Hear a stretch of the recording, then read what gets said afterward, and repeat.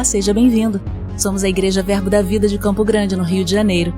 E você ouvirá agora uma mensagem da Palavra de Deus. Desde que ela transforme a sua vida.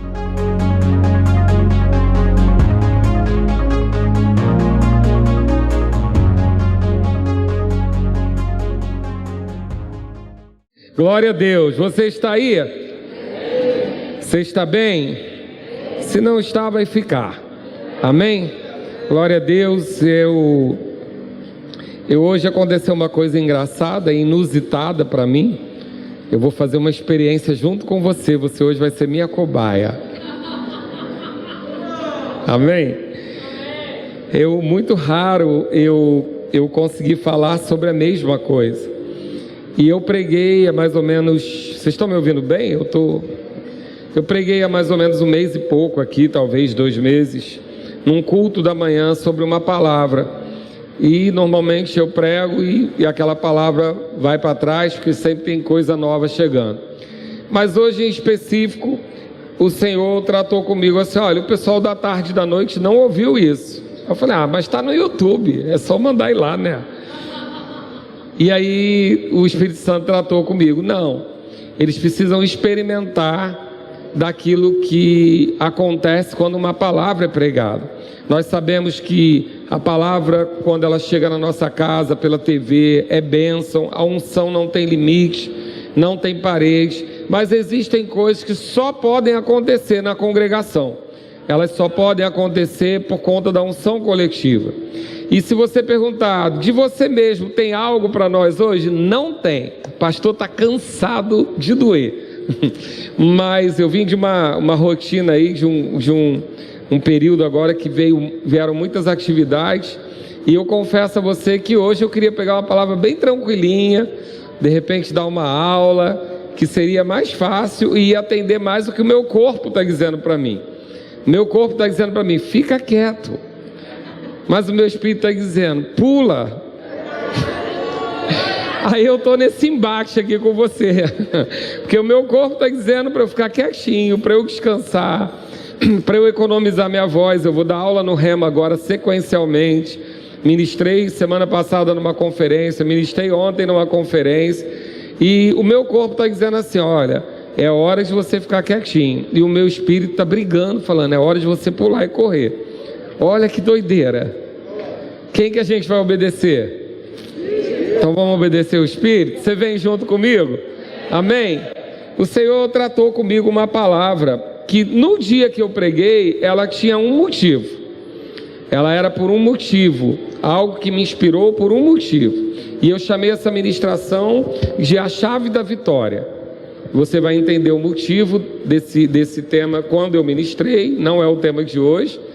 Mas hoje ele tratou essas mesmas palavras por um outro motivo.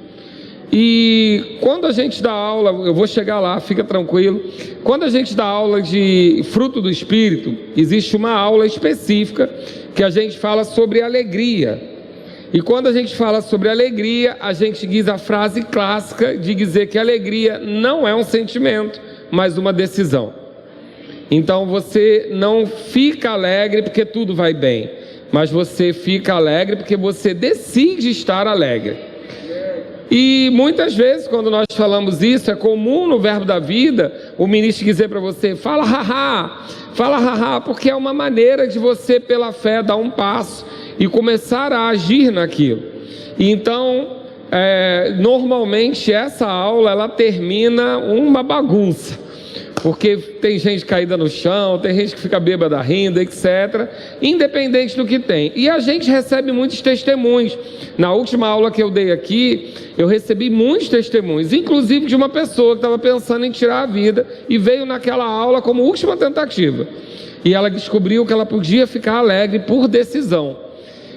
E o Senhor trata isso é uma aula normal de quem fala sobre essa matéria. A palavra sobre alegria e riso no Ministério Verbo da Vida, por conta do Ministério Kenneth Hagin, ela é uma palavra comum que às vezes até escandaliza.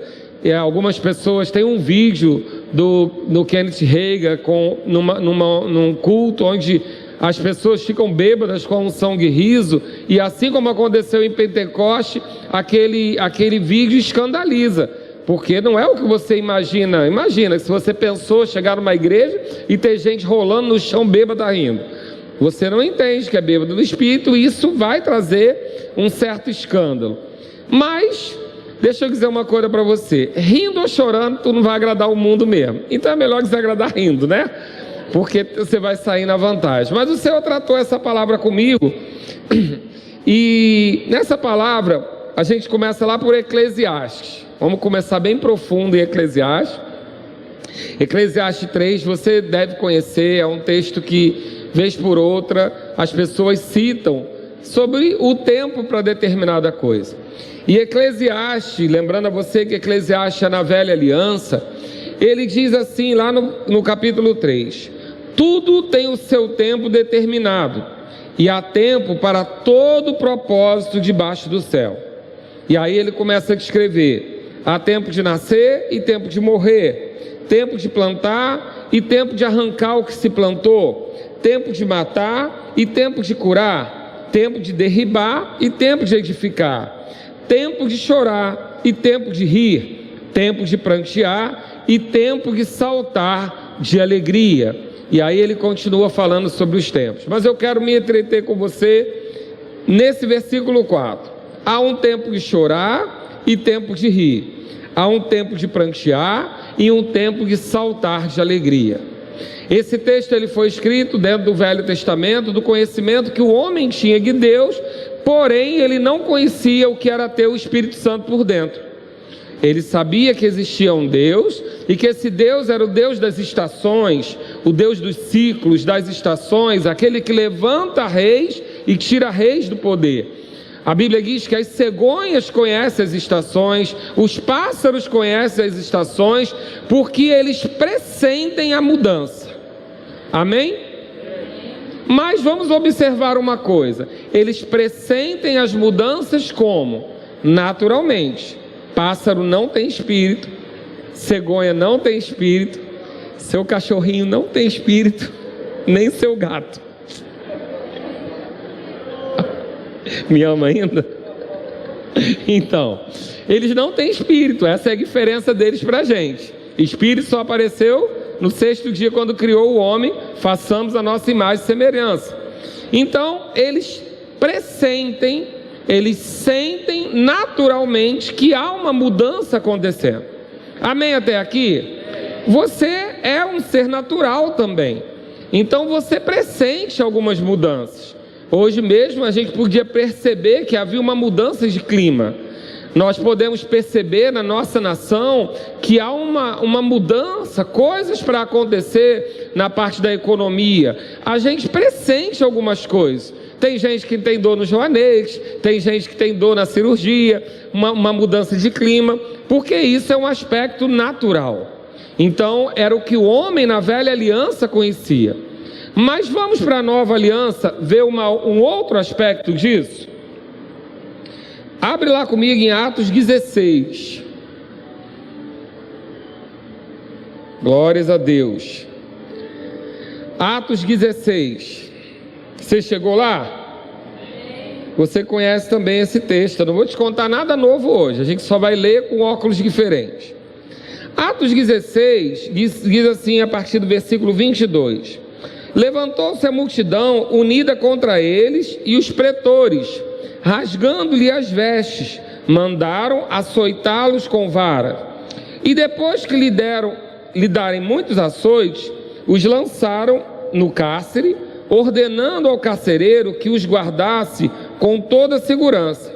Esse, recebendo tal ordem, levou para o cárcere interior e lhes prendeu os pés no tronco. Então vamos lá. Naturalmente falando, o que estava acontecendo aqui? Paulo e Silas estavam cumprindo aquilo que Deus mandou eles fazerem, e de forma injusta eles foram aprisionados. E eles receberam açoites.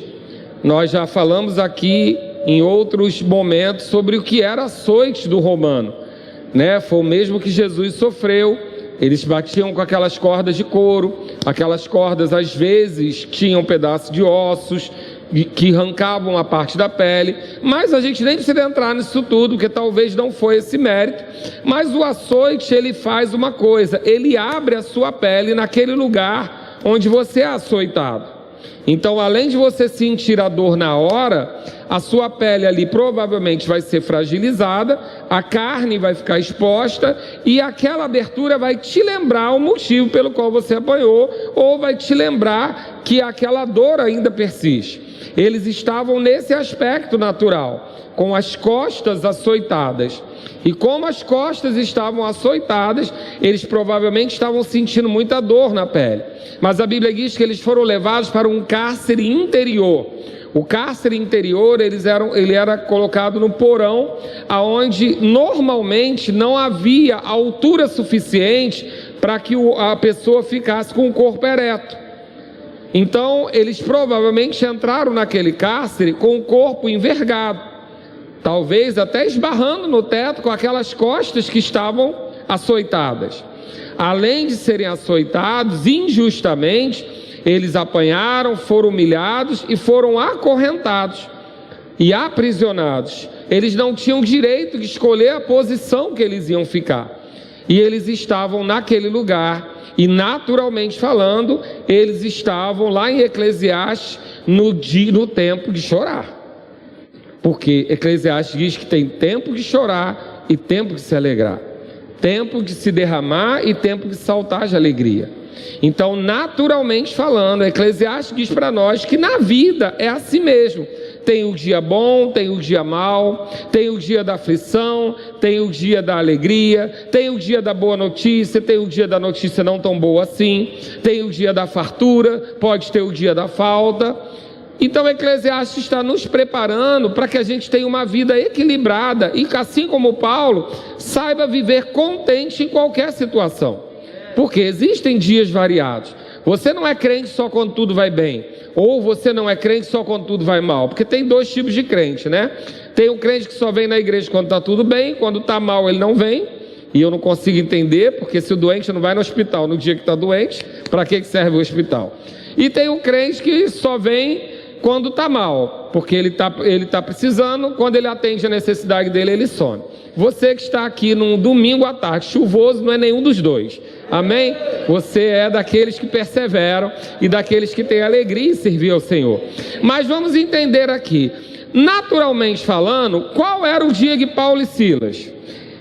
Era tempo de prantear ou tempo de saltar de alegria? Tempo de chorar ou tempo de rir? Porque, afinal de contas, eles estavam presos injustamente, açoitados e acorrentados. Segundo Eclesiastes, que dia era esse na vida deles? Dia de chorar ou dia de rir? Dia de prantear, já que eu estou curvado dentro de um calabouço, ou dia de saltar de alegria num lugar que eu nem posso ficar em pé? Qual era o dia deles?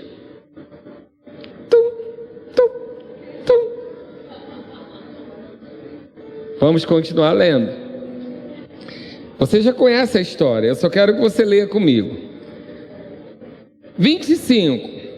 Por volta da meia-noite, e aí muitos estudiosos e mestres falam muito sobre o que representa essa meia-noite, né? É o período, a meia-noite ela está ao oposto do meio-dia. O meio-dia é o lugar onde o sol está irradiando para todos os lados. Então é o horário mais claro do dia. Meia-noite significaria o sentido contrário, seria o horário onde a gente estaria vivendo a maior treva, a falta de luz, a falta do sol. E ali por volta de meia-noite, Paulo e Silas oravam. Querido, deixa eu dizer uma coisa para você, a oração é a base da vida do crente. O crente precisa entender que sem oração, eu e você não somos nada. Nós somos seres comuns. O que nos faz diferenciado, o que nos faz ter uma vida em Deus, é a nossa relação com Ele de oração. É a nossa relação de intimidade com Ele. O próprio relacionamento. E isso só é possível através da oração, porque você não vê Deus. Você não sabe como Ele é. Você não tem a visão de Deus. O relacionamento através da oração é que vai fazer você perceber que a palavra de Deus vem dele para você e vice-versa. Então não há como ser crente sem a oração. E quando nós estamos diante de uma aflição, a Bíblia ensina que a primeira coisa que a gente deve fazer é apresentar diante de Deus as nossas necessidades, as nossas petições. E nós devemos pedir tudo a Ele na autoridade do nome de Jesus. Em nome de Jesus pedimos tudo a Ele.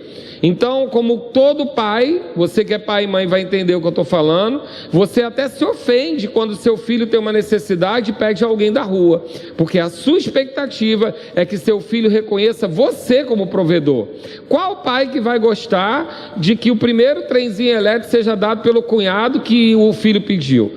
Você até se alegra se for presenteado, mas você quer que o filho peça a você, que ele reconheça em você o provedor. Então Deus, da mesma forma, quando nós vivemos um momento de aflição, de cansaço, de fadiga, o que Ele espera de nós? Que a gente apresente para Ele as aflições, para a gente ore, que a gente busque com Ele relacionamento, que a gente apresente para Ele aquilo que nós estamos vivendo. Paulo e Silas fizeram isso. Provavelmente eles oraram e disseram: Senhor, olha a nossa condição nesse lugar, olha o que nós estamos vivendo. Talvez eles só disseram a Deus que eles confiavam em Deus, etc. Mas logo em seguida diz que eles cantavam louvores a Deus. E os demais companheiros da prisão escutavam. E eu quero também que você preste atenção aqui nessa parte. Eles tinham algum motivo para cantar? Eles estavam com vontade de cantar? Eu acho muito improvável. Dentro de um lugar que provavelmente era úmido e frio, com a pele aberta pelos açoites, sem uma posição, acorrentados injustamente. Eles não tinham motivo para cantar. Mas a Bíblia diz que não só eles cantavam, como todos os outros presos ouviam. Então, diga comigo, eles não cantavam baixo. Eles não estavam cantando baixo. Eles estavam cantando a uma altura que todos os outros presos ouviam. E aí eu fico pensando, né? Quando o nosso vizinho bota o funk. E a gente fica, eu não sei você, eu moro no shopping Araquã, que virou um shopping, aquele lugar. Eu não sei o que aconteceu lá na pandemia, mas o mundo descobriu aí Araquã. Então abriu tudo, tem bar, tem isso, e tem lá um tal lá que funciona a noite inteira e toca barbaridade. E muitas vezes o meu desejo é fechar tudo, trancar tudo, esperar, porque eu sei que ele vai sair de lá. Ele não vai poder ficar lá, porque eu estou lá, ou ele ou eu. Amém? Eu não quero mudar agora, então eu sei que ele vai sair. É uma questão de tempo, porque luz e trevas não podem conviver. Mas, enquanto ele está lá, está incomodando. E eu fico pensando, quantas vezes eu já incomodei meu vizinho com um louvor? Não botar uma música alta, mas ele ouviu da minha boca um louvor a Deus alto no meio de um dia de aflição. No meio de um dia onde eu queria ficar deitado no quarto escuro. Quantas vezes a minha família ouviu no período de aflição o meu louvor a Deus, em voz alta, exaltando o meu Deus no dia da aflição? A Bíblia diz que os presos ouviam, eles dois louvando. E aí, diz o seguinte: eles oraram e depois, porque vem na ordem, eles louvaram a Deus. Louvar aqui, no grego, é a palavra hanel. E ele fala sobre cantar um hino, cantar o louvor, um canto de hino pascual. E aí diz que no versículo 25 no versículo 26, diz que de repente, sublinha na sua Bíblia aí esse de repente, sobreveio tamanho terremoto que sacudiu os alicerces da prisão, abriram-se todas as portas e soltaram-se a cadeias de Paulo e Silas. Todos. Lembra que os presos ouviam? E o benefício foi para todos. De repente, é uma manifestação de uma semeadura. A gente, quando fala de repente, a gente fala como se fosse algo que do nada aconteceu. Querido, não existe nada na vida que acontece do nada. Quando a gente fala de repente, significa que houve uma manifestação repentina ou não prevista de algo que você já semeou. Sabe aquele garoto que estuda e de repente passa no vestibular? Ou aquele trabalhador que chega sempre cedo, faz tudo o que tem que fazer, é excelente no trabalho e de repente ele é promovido. Não, querido, nós vivemos um imprevisto de uma manifestação de uma semente que a gente colocou. A semente, ela vai para baixo da terra e ela começa a germinar. Nós não sabemos quando ela vai brotar. E para nós pode ser de repente, mas ela é um resultado repentino ou não previsto de algo que já foi semeado. Aqueles homens semearam no meio da dor e do dia mau um cântico de louvor a Deus. Eles no dia mau, no dia da pressão, no dia do cansaço, no dia do corpo cansado, eles decidiram louvar a Deus. Só que eu gosto muito de uma definição da palavra louvar lá do Velho Testamento. Está lá em Salmos 148, no versículo 1. Não precisa abrir não. Diz: aleluia, louvai ao Senhor dos altos dos céus. E a palavra lá é halal.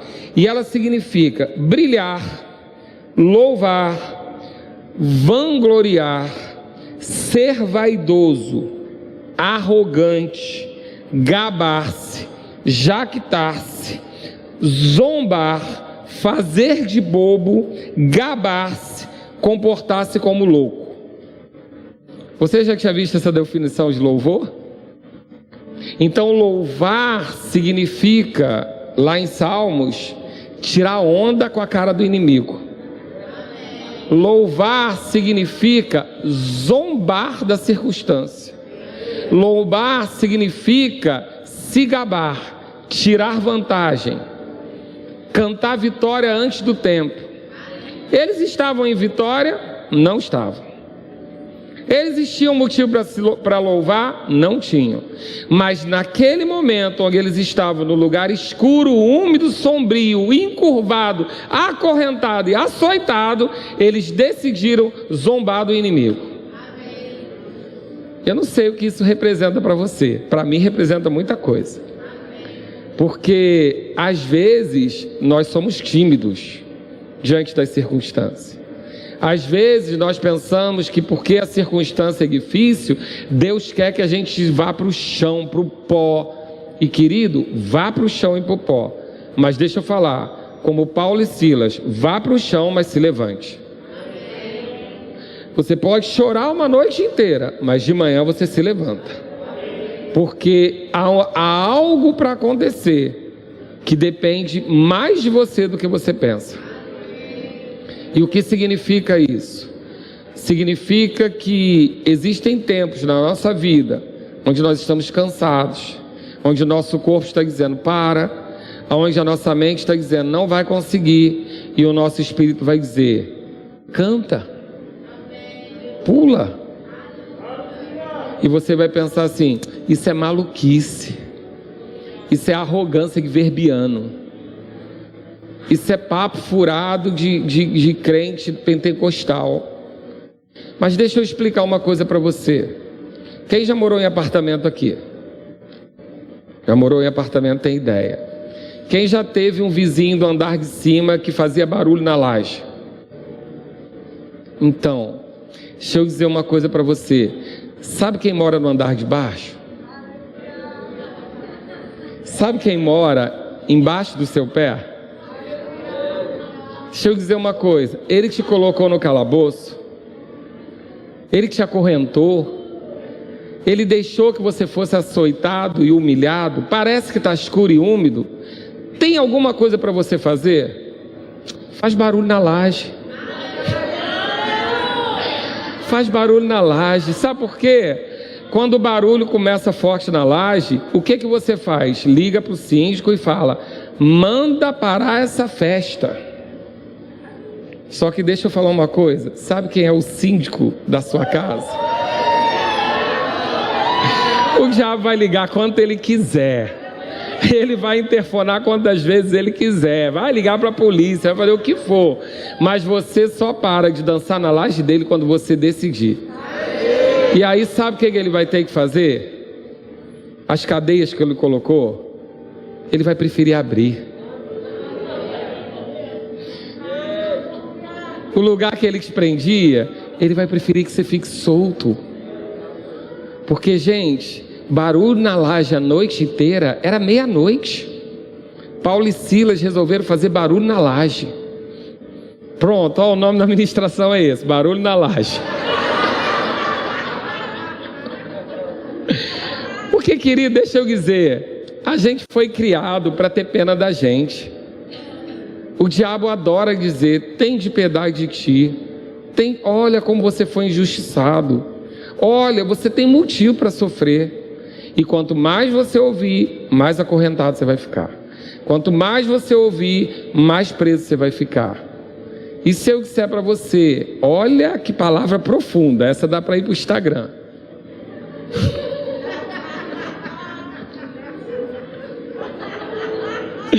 Se o diabo te prender, faz barulho na laje dele. Nem o pastor Humberto tem uma frase dessa.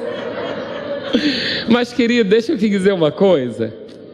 A gente tem que entender o lugar da oração, mas a gente tem que entender o lugar do louvor. Qual é mais importante? Quem é mais importante? A palavra ou o Espírito? E é comum se dizer no verbo da vida, é como um avião. Quem é mais importante? A asa direita ou a esquerda? Você só voa com as duas. Quem é mais importante? A palavra ou o Espírito? Quem é mais importante? A oração ou o louvor? Quem é mais importante? Será que você não está orando e nada acontece? Será que você já não está há muito tempo orando por algo e nada se manifesta? Será que você não está há anos chorando a mesma oração e nada tem acontecido? Vamos lá para Marcos 11.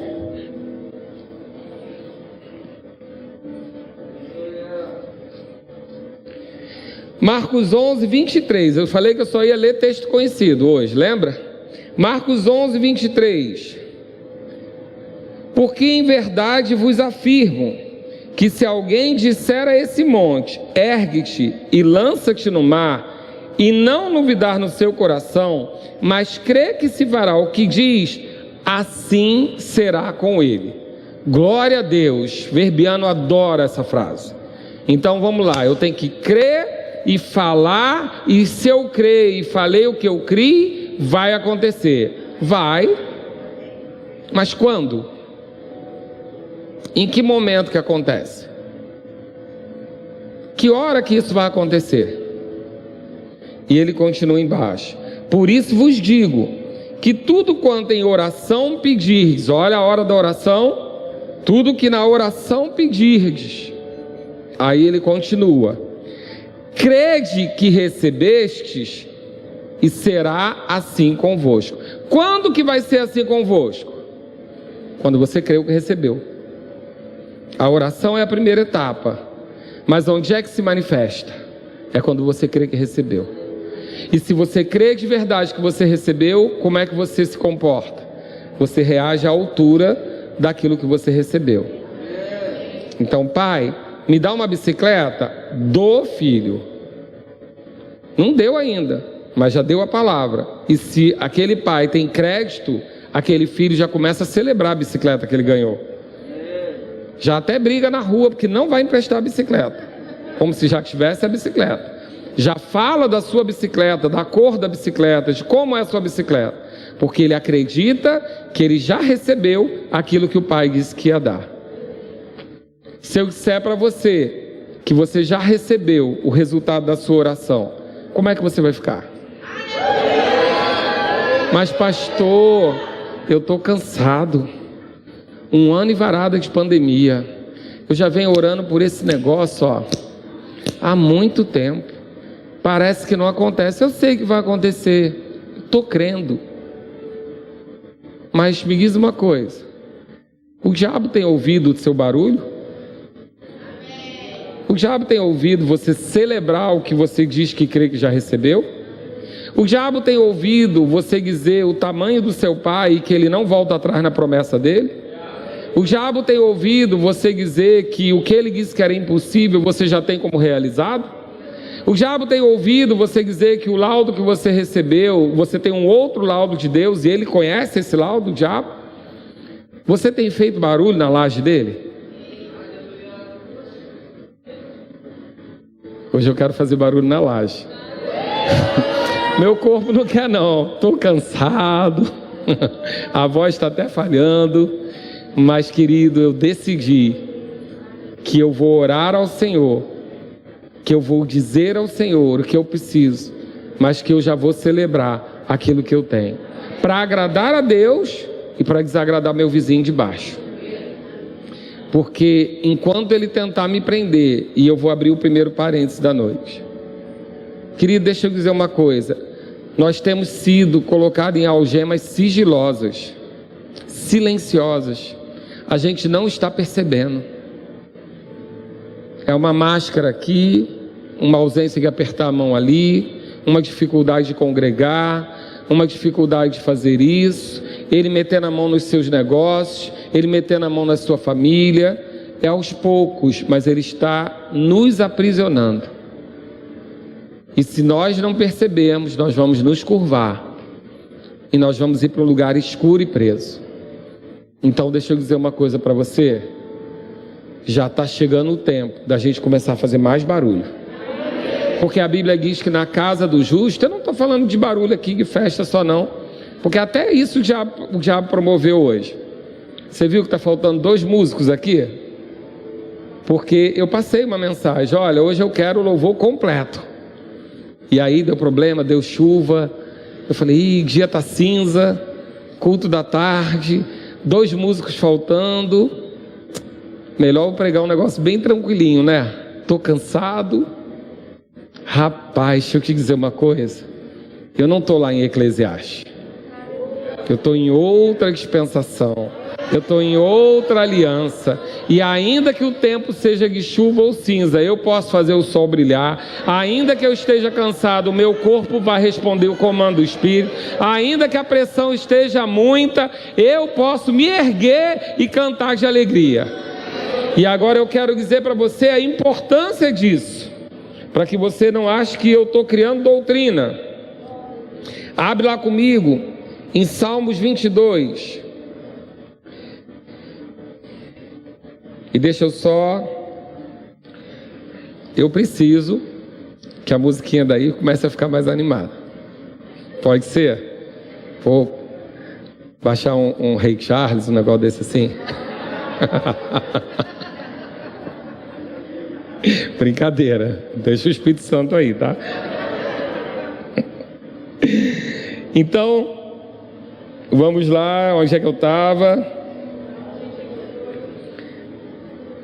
Salmos o que eu falei? 22. Diz assim.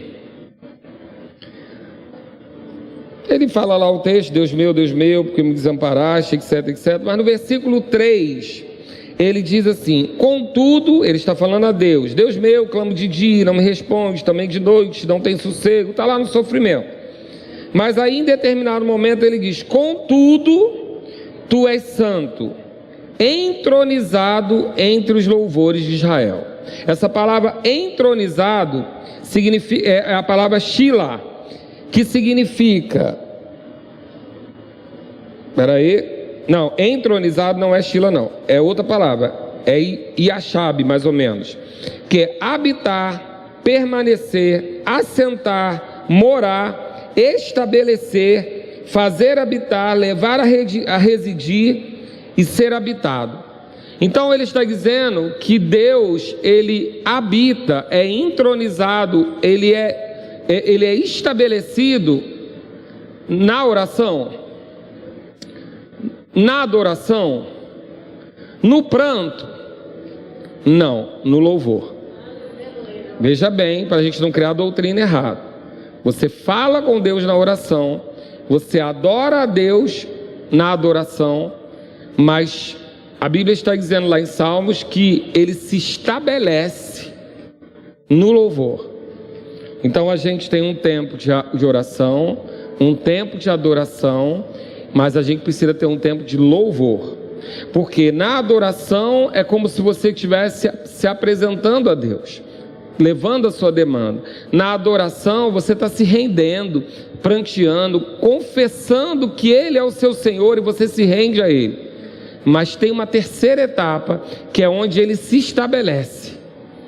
É quando você decide louvar, zombar do problema, se gabar, tirar vantagem, fazer, debochar daquilo que está indo contra você, celebrar a sua vitória antes da hora. E a gente pensa, mas eu não gosto disso. A gente aprendeu quando era criança na escola. Não fica tirando vantagem não, que se você perder é pior. Lembra? Você ia para a Olimpíada da escola e queria tirar vantagem. Quando se perdesse era muito mais chato o vexame, né? Futebol também é assim. Mas sabe que com Deus não tem chance de você perder? Então a Bíblia está dizendo que tem um momento onde Ele se estabelece. Tem um momento aonde o milagre se manifesta. E em Paulo e Silas nós vimos isso. A hora que o milagre se estabeleceu, quando eles começaram a cantar, a louvar, a celebrar a vitória deles antes do tempo. Então, querido, deixa eu dizer uma coisa para você. Você não está com vontade. Você pode estar cansado. Você veio no culto da tarde porque você queria dormir mais cedo. Mas deixa eu dizer uma coisa para você. Hoje, a gente vai abrir um tempo aqui para você fazer o ambiente propício para o milagre de Deus se manifestar. Você já vem, eu sei porque está aqui gritando dentro de mim. Pessoas que estão aqui orando pela mesma coisa, ó. Há muito tempo. Mas Senhor, por que eu não tenho resposta? Senhor, por que não foi? Mas é porque depende da outra pessoa, é porque depende da circunstância tal, é porque depende disso. Deus está dizendo para você, depende de você se posicionar da maneira certa. Há um lugar onde eu me estabeleço. Há um lugar onde eu me estabeleço. Há um lugar onde eu defino minha habitação. E esse lugar se chama louvor. Louvor não é um ministério de música. Louvor não é o seu cântico no sentido de você cantar bem ou mal. Louvor está no sentido de você cantar vitória. Louvor está no sentido de você dizer o Deus que você serve. Louvor está no sentido de você saber que aquilo que foi prometido vai se cumprir. Vamos orar? Vamos. Vamos adorar? Muitas vezes. Mas sabe que tem um dia que a gente tem que louvar? Sabe que chega um tempo de louvar? Porque há tempo de prantear, mas há tempo de pular de alegria. Há tempo de saltar de alegria. Ministério de Música pode subir. Você vai ficar de pé. Você vai olhar para a pessoa que está aí do seu lado. Essa musiquinha está embalando. Eles estão ninando assim. Então vou botar o louvor, a bateria vai chegar. Você vai olhar aí para a pessoa que está do seu lado. Se você está tendo a mesma visão que eu estou daqui, olha para a carinha dela. Vê se ela está com vontade de pular.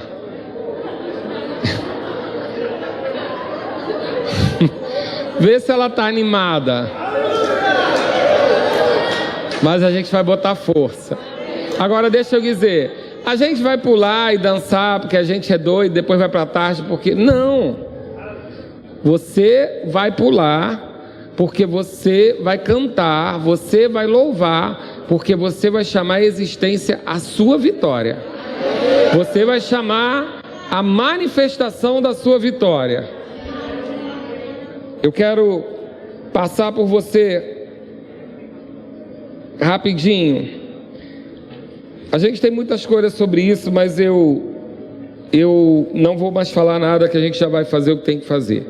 Marcos 6, no versículo 5, diz assim, que Jesus estava num lugar, mas ele não pôde fazer ali nenhum milagre, senão curar uns poucos enfermos impondo-lhe as mãos. E ele se admirou da incredulidade deles. Contudo, percorria as aldeias vizinhas a ensinar. Marcos 6 está dizendo que Jesus estava naquele lugar para curar, mas que por conta da incredulidade ele não pôde. A Bíblia está dizendo que Deus fica entronizado nos louvores. E Marcos 6 está dizendo que Jesus, mesmo sendo apto a fazer, não pôde fazer por causa da incredulidade. Já que você vai querer ficar. Mas eu não estou com vontade, nem eu. Eu estou pregando para mim, você está só ouvindo aí. Vontade nenhuma. Mas deixa eu dizer uma coisa para você. Primeiro a gente vai orar, fica calmo aí. Primeiro a gente vai orar. A gente vai orar primeiro.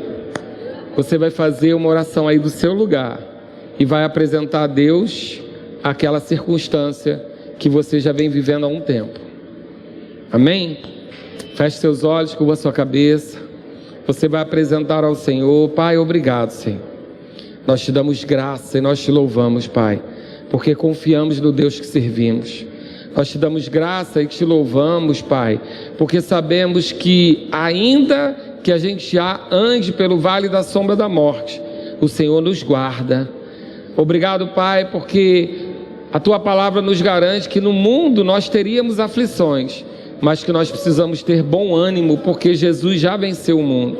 Senhor, eu apresento diante de Ti as minhas causas, situações, Pai, que já vêm se arrastando há muito tempo, situações que nós vamos vivendo há muito tempo. Senhor, nós apresentamos nessa tarde as nossas causas a Ti. Senhor, nós reconhecemos que nos deixamos nos aprisionar por algumas circunstâncias. Senhor, nós reconhecemos que deixamos nos curvar por conta do pouco teto que já estava sobre a nossa cabeça. Senhor, nós reconhecemos que ainda sentimos algumas dores das marcas que recebemos, Pai, por conta da perseguição. Mas, Senhor, nós decidimos ainda assim crer no Senhor e crer na Sua bondade e crer que o Senhor resolve para nós aquilo que nós não podemos fazer. Senhor, obrigado, nós nos rendemos e agora nós adoramos a Ele. Nós nos rendemos aos Seus pés, nós reconhecemos a Sua grandeza, reconhecemos a nossa incapacidade de resolver sozinho, reconhecemos que o Senhor nos faz forte justamente na nossa fraqueza, reconhecemos que somos ainda imperfeitos, caminhando para a perfeição, mas reconhecemos que o Senhor tudo pode, reconhecemos que o Senhor é grande, é o Altíssimo, reconhecemos que o Senhor entregou o Seu Filho Jesus para pagar o preço que nós não podíamos pagar. Nós nos rendemos a Ti, mas, Senhor, apresentamos as nossas petições ao Senhor. Senhor, nós declaramos pela fé aquilo que queremos receber, mas, Senhor, ainda que o nosso corpo não queira, nós decidimos agora louvar ao Senhor. Mas nós queremos louvar ao Senhor para que aqueles que estão à nossa volta também possam ouvir, porque quando as minhas cadeias forem quebradas, Pai, eles também vão usufruir desse mover, Pai.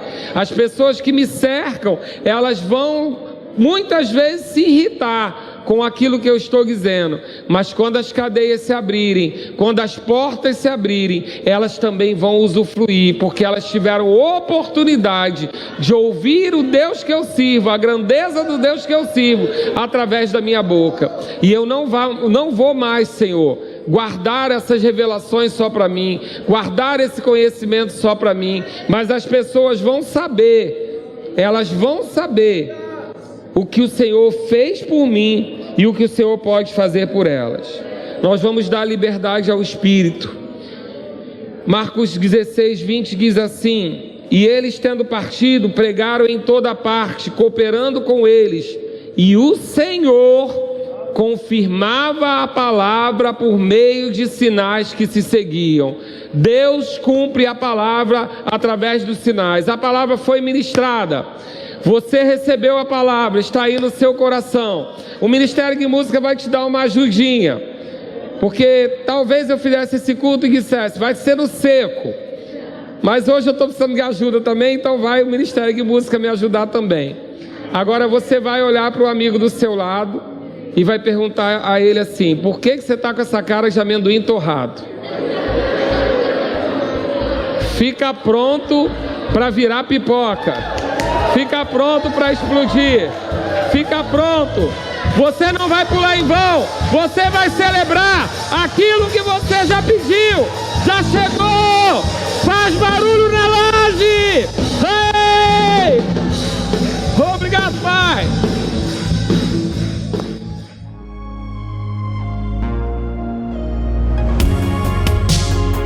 Ouça outras ministrações em nosso site verbodavida.com/Campo Grande RJ. Nos acompanhe também em nossas redes sociais, Facebook, Instagram e YouTube. Seja abençoado na prática dessa palavra.